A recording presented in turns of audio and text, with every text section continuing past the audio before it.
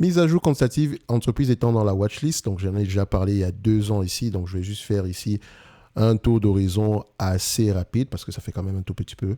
Donc, on va faire ceci. Donc, Emerson, voilà. Emerson exerce dans le secteur ici des équipements ici et composants électriques, donc dans le même secteur d'activité, dans la même industrie, ou bien dans le même sous-secteur que Schneider et Legrand. Ok, j'ai fait une note d'analyse ici qui est disponible sur la chaîne en description de la vidéo. Quels sont les drivers de la croissance ou bien les éléments négatifs ici sur ce secteur d'activité en date d'aujourd'hui. Donc on revient ici, on fait une mise à jour assez rapide. Donc je prends un tour d'horizon, je fais un tour d'horizon ici. Croissance des revenus, nous avons des revenus ici.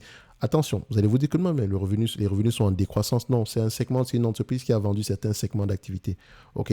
Donc, quand on regarde les revenus ici, on les compare avec les marges brutes. Vous constatez que les revenus baissent, mais les marges brutes ont littéralement explosé. En fait, elle a gardé les segments d'activité qui avaient les marges les plus élevées. C'est la raison pour laquelle on a des revenus pareils. Donc, ne vous dites pas généralement, quand vous regardez les revenus d'une entreprise, il ne faut pas juste dire non, ça baisse, non, c'est pas intéressant. Non.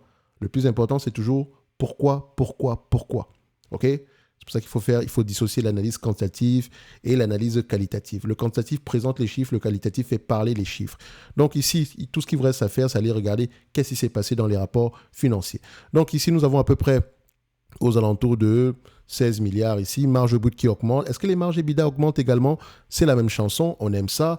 Ensuite, est-ce que l'entreprise rachète ses actions massivement? On adore ça. Est-ce que l'entreprise ici, entre net income et free cash flow, est-ce qu'on va dans le même sens?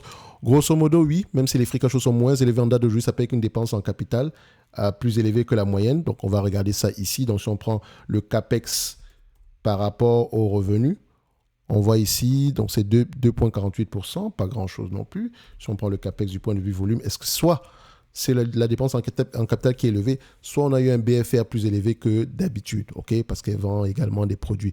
Donc ici, on va se dire que quand on va regarder les free cash flow, on va essayer de regarder pourquoi est-ce qu'on a une différence entre les bénéfices nets et les free cash flow. Mais d'habitude, ici, les free cash flow et les bénéfices nets vont dans le même sens. Dette nette sur EBITDA, on a quelque chose ici aux alentours de 1,8 fois, donc je préfère jamais acheter aux alentours de 5 fois l'EBITDA ici. Donc, c'est assez correct. Donc, en prenant en considération la dette nette, qu'est-ce que ça donne ici? Du point de vue volume, 8 milliards 470 avec des free cash flow, enfin, des free cash flow aux alentours de 2 milliards par là. On peut repayer la dette ici en moins de 5 ans avec les free cash flow. Alors que techniquement, avec les BIDA, c'est 5 ans. Avec les free cash flow, c'est 10 ans. Donc, on est dans la moyenne. OK? Donc, du point de vue évaluation, qu'est-ce que ça va nous donner? Le marché a tendance à payer aux alentours de 20 fois les bénéfices pour cette compagnie. Donc, est-ce que c'est un business prévisible? Oui, également. OK? Donc, ça donne combien ici? Ça donne 146 $ en prenant en considération une certaine croissance. 146 $ ici, moins la dette nette. OK?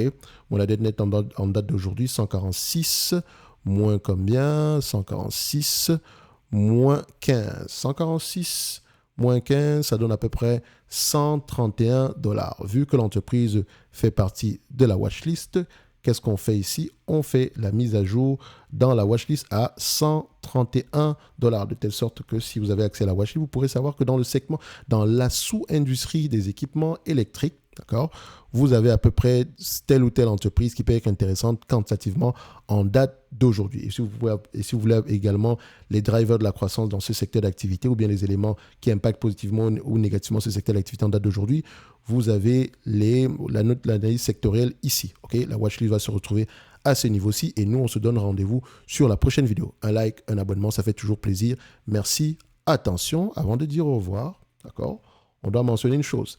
Elle distribue un dividende. Je sais, d'aucuns me disent, oui, mais tu ne parles jamais du dividende. Je pense que c'est une conclusion que vous pouvez tirer de vous-même. OK? Le plus important ici, c'est la pérennité ici des free cash flow. Pour le moment, c'est correct. Donc, le dividende n'est qu'une politique d'allocation du capital. Ici, est-ce que ça vaut la peine que je mentionne? Oui, le dividende est croissant, etc. Ils ont les moyens de le payer, ces dividendes-là. En date d'aujourd'hui, ils peuvent vous reverser 5%. Pourtant, c'est juste 1,90 qu'ils reversent en date d'aujourd'hui. Donc, la meilleure façon de regarder les dividendes, c'est toujours en regardant le maximum qu'on pourrait avoir si on reverse la totalité des bénéfices nets. Et si on se projette ici d'ici 2027, d'accord, vu que c'est un business qui semble être prévisible, à 110, disons 111 $ ici, on a un rendement sur coût de 6,56%, ce qui est tout simplement correct. Okay? Donc, ce qui veut dire que le prix actuel peut être intéressant, surtout si la croissance va au-delà de 2027. Et présentement, les drivers sont positifs. Merci, au revoir.